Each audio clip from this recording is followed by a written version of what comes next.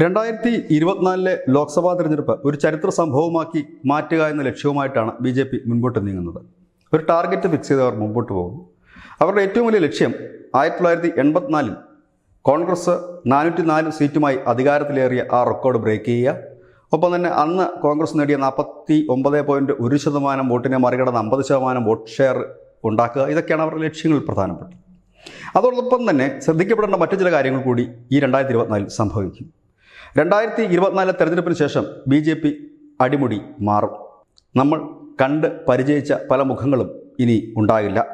കാരണം പല സംസ്ഥാനങ്ങളിലും വളരെ കാലമായി കണ്ടുവന്നിരുന്ന പല നേതാക്കളും, അതായത് ചില കമ്മിറ്റ്മെൻറ്റുകളുടെ അടിസ്ഥാനത്തിൽ ചില സ്ഥാനമാനങ്ങളിലൂടെ തുടർന്നു പോകുന്ന നേതാക്കൾ 2024 മുതൽ ഉണ്ടാകില്ല. പുതിയ തലമുറ വരും. പണിയെടുക്കുന്നവൻ മാത്രം മുൻപോട്ട് പോകും. ഇതിൻ്റെ ഒരു പരീക്ഷണമായിരുന്നു ആദ്യം BJP ദക്ഷിണേന്ത്യയിൽ തമിഴ്നാട്ടിൽ നടത്തിയത്. മുരുകനെ കൊണ്ടുവന്നു. വളരെ സീനിയേഴ്സായിട്ടുള്ള ഒരുപാട് നേതാക്കളുടെ കീഴിൽ BJP തമിഴ്നാട്ടിൽ ക്ലച്ച് പിടിക്കാതിരുന്നപ്പോഴാണ് ഒരു സുപ്രഭാതത്തിൽ മുരുകൻ അവിടെ എത്തുന്നു. മുരുകനിലൂടെ BJP വളരുന്നു. പിന്നെ മുരുകനെ മാറ്റി അണ്ണാമല എത്തുന്നു. ഇതുതന്നെ തെലങ്കാനയിലും സഞ്ജയ് ബണ്ടിയെ കൊണ്ടുവരുന്നതോടുകൂടി അവിടെ എത്തുന്നു. അങ്ങനെ എല്ലായിടത്തും ഒരു ചേഞ്ച് അവർ കൊണ്ടുവന്നിരിക്കുന്നു. അവരുടെ സ്ഥിരമായി മുഖ്യമന്ത്രി പദത്തിലുണ്ടായിരുന്ന വസുന്ധരാജ സിന്ധ്യയും ശിവരാജ് സിംഗ് ചൗഹാനും ഒക്കെ ഇപ്പോൾ മാറിക്കൊടുത്തിരിക്കുന്നു. ഒരു വലിയ തലമുറ മാറ്റം BJPയിൽ സംഭവിക്കും. നാം സ്ഥിരമായി കണ്ടുവരുന്ന BJP നേതാക്കളായി ഉണ്ടാകുമെങ്കിലും അവർ ഇനി വലിയ വലിയ സ്ഥാനമാനങ്ങൾ ഉണ്ടാകാനുള്ള സാധ്യതകൾ തീരെയില്ല എന്ന് തന്നെ നമുക്ക് പറയേണ്ടി വരും. ഒരുപക്ഷേ നമ്മുടെയൊക്കെ കേരളത്തിലൊക്കെ BJPയിൽ നമ്മൾ ഒരാൾ മാറിയാൽ അടുത്ത ആരാണ് വരുന്നത് കൃത്യമായി തന്നെ ഏത് കൊച്ചു കുഞ്ഞിനും പറയാനൊരു സാഹചര്യമാണെങ്കിൽ ആ സാഹചര്യത്തിലൊക്കെ മാറ്റം വലുതായി വരുമെന്ന് തന്നെയാണ് പ്രതീക്ഷിക്കുന്നത്. അതോടൊപ്പം തന്നെ കോൺഗ്രസ്സിന് എന്തു സംഭവിക്കുമെന്നൊരു വലിയ ചോദ്യം ഉയരുന്നു. കാരണം ഇപ്പോഴും രാഹുൽ ഗാന്ധിയും സോണിയാഗാന്ധിയും ഗാന്ധി കുടുംബത്തിനെ വട്ടമിട്ട് വറക്കുകയാണ്. കോൺഗ്രസിൻ്റെ നേതാക്കളും അണികളുമൊക്കെ എല്ലാം സീനിയറായിട്ടുള്ള നേതാക്കന്മാരാണ്. അവരുടെ കാലവും ഏതാണ്ടൊക്കെ കഴിയാറായി. പഴയതുപോലെ അവരുടെ തന്ത്രങ്ങൾ ഏശുന്നില്ല. അവർക്ക് മുൻപോട്ട് പോകാനും കഴിയുന്നില്ല. പുതിയ തലമുറയ്ക്ക് വഴി ഒരുക്കാൻ കോൺഗ്രസിന് കഴിയുന്നുമില്ല. ഇത്തരത്തിൽ മുൻപോട്ട് പോവുകയാണെങ്കിൽ കോൺഗ്രസ് പേരിന് മാത്രമാകുന്ന ഒരു സാഹചര്യത്തിലേക്ക് വരും. അതുപോലെ തന്നെ ചെറു പാർട്ടികൾ മിക്കവയും ഈ 2024 തെരഞ്ഞെടുപ്പോടുകൂടി ഇല്ലാതാകും. അനവധി ചെറു പാർട്ടികളാണ് ഈ രാജ്യത്തുള്ളത്. ഏറ്റവും കൂടുതൽ പാർട്ടി രജിസ്റ്റർ ചെയ്തിരിക്കുന്ന സംസ്ഥാനം ഉത്തർപ്രദേശാണ്. 408 രാഷ്ട്രീയ പാർട്ടികളാണ് ഉത്തർപ്രദേശിൽ രജിസ്റ്റർ ചെയ്തിരിക്കുന്നത്. ഏതാണ്ട് കഴിഞ്ഞ തെരഞ്ഞെടുപ്പോടുകൂടി ഇലക്ഷൻ കമ്മീഷൻ 200 പാർട്ടികളുടെ രജിസ്ട്രേഷൻ റദ്ദാക്കി. കാരണം അതിൻ്റെ നിയമാവലിയും കണക്കുകളും കാര്യങ്ങളൊന്നും കൃത്യമായി കൊടുക്കാത്തതുകൊണ്ട് ബാക്കി ഏതാണ്ട് 200 സംതിങ് രാഷ്ട്രീയ പാർട്ടികൾ UPയിൽ മാത്രമുണ്ട്. ഇന്ത്യയിൽ ആകമാനമുള്ള രാഷ്ട്രീയ പാർട്ടികൾ ഇല്ലാതാകും എന്നുള്ളതാണ് മറ്റൊരു പ്രത്യേകത. അതിലേറെ പ്രത്യേകത ഈ 5 സംസ്ഥാനങ്ങളിൽ നടന്ന തെരഞ്ഞെടുപ്പ് നമുക്ക് കാട്ടിത്തന്നൊരു കാര്യമുണ്ട്. ജാതീയ പാർട്ടികൾക്ക് വലിയ സ്ഥാനം ഈ മധ്യപ്രദേശിലും രാജസ്ഥാനിലും നടന്ന തെരഞ്ഞെടുപ്പുകൾക്ക് ഉണ്ടായിരുന്നില്ല. അതുകൊണ്ട് തന്നെ ജാതീയ പാർട്ടികൾക്ക് ഇനി വലിയ നിലനിൽപ്പ് ഉണ്ടാകുമെന്ന് തോന്നുന്നുമില്ല. ആ കൂട്ടത്തിൽ മണ്ണടിയാൻ സാധ്യതയുള്ള പാർട്ടികളൊന്ന് BSP ആണ്. മായാവതിയുടെ ഫണ്ടില്ലാത്തതാണ് പല പാർട്ടികളെയും കുഴക്കുന്ന കാര്യം.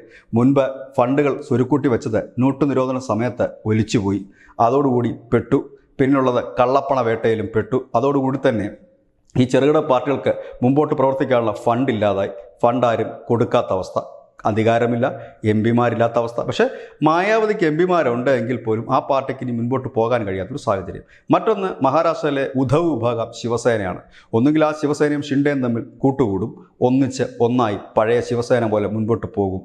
അല്ല എങ്കിൽ BJPയുമായ ഒരു അലയൻസിൽ ശിവസേന ഉദ്ധവ് വിഭാഗം BJPയിൽ ഒരു ചെറു കക്ഷിയായി ഒതുങ്ങും. ഏതായാലും അവർക്കും ഇനി മുൻപോട്ട് വലിയ ആയുസ്സില്ല. മറ്റൊന്ന് NCP ആണ്. ഈ തെരഞ്ഞെടുപ്പോടുകൂടി NCP ഏതാണ്ടൊക്കെ ഒരു വഴിയാകും. ശരത് പവാറാണ് ഒരേ ഒരു നേതാവ്. ശരത് പവാറിന് പ്രായാധിക്യം കൂടുതലായിരിക്കുന്നു. ഇനി ഒരു തെരഞ്ഞെടുപ്പിന് ഒരു ബാല്യം ഇല്ല. അതുപോലെ തന്നെ മുൻപോട്ട് പോകാൻ കഴിയില്ല. മകളായ സുപ്രിയ സുലേഖാണെങ്കിൽ ആ പാർട്ടി മുൻപോട്ട് കൊണ്ടുപോകാൻ കരുത്തുമില്ല. അതുകൊണ്ട് തന്നെയാണ് അജിത് പവാർ പാർട്ടി വിടേണ്ട ഒരു സാഹചര്യം വന്നു. അവർ കാവിക്കൂടാരത്തിൻ്റെ ഒരു ഘടകകക്ഷിയായി മാറാനുള്ള സാധ്യതകൾ തന്നെയാണ് കൂടുതൽ. മറ്റൊന്ന് ആന്ധ്രാപ്രദേശിലെ TDP ആണ്. ചന്ദ്രബാബു നായിഡുവിന് പാർട്ടിയെ നയിക്കാൻ വലിയ കരുത്തില്ല എന്ന് അദ്ദേഹം തന്നെ പറയുന്നു. അനാരോഗ്യമാണ് പ്രധാന പ്രശ്നം. മകനെ രാഷ്ട്രീയത്തിലേക്ക് കൊണ്ടുവന്ന് വാഴിക്കാനുള്ള ശ്രമവും നടക്കുന്നു. ഇവിടെയാണ് BJP അവരുടെ ബുദ്ധിപൂർവമായ നീക്കം. NV രാമറാവുവിൻ്റെ മകളെ തന്നെ BJPയുടെ സംസ്ഥാന അധ്യക്ഷയാക്കിക്കൊണ്ടായിരുന്നു ആന്ധ്രാപ്രദേശിൽ BJP പുതിയ വഴിവെട്ടിയത്. അതിനകത്ത് ഉദ്ദേശം വളരെ വ്യക്തം. ചന്ദ്രബാബു നായിഡുവിൻ്റെ പിന്നിൽ അണിനിരക്കുന്ന അണികളും ഒപ്പം തന്നെ ഈ NT രാമറാവുവിൻ്റെ കുടുംബത്തിനൊപ്പം നിൽക്കുന്ന ആരാധകരുമെല്ലാം ഒരു സമുദായത്തിൽ നിന്ന് ഉള്ളവരാണ്.